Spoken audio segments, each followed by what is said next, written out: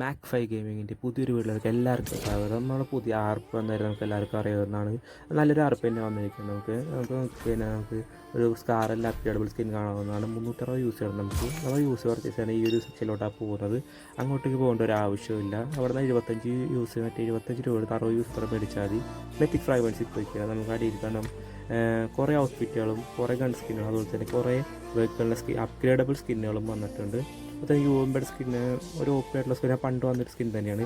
അത് നമുക്ക് ആ പേജിലോട്ട് തിരിച്ചു വയ്ക്കാൻ അടുത്ത് മെറ്റീരിയൽ പാക്ക് കാണാവുന്നത്. അതിൽ തന്നെ വരുന്ന 239 കൊടുത്ത ഒരു എംബ്ലം കിട്ടുന്നതാണ്.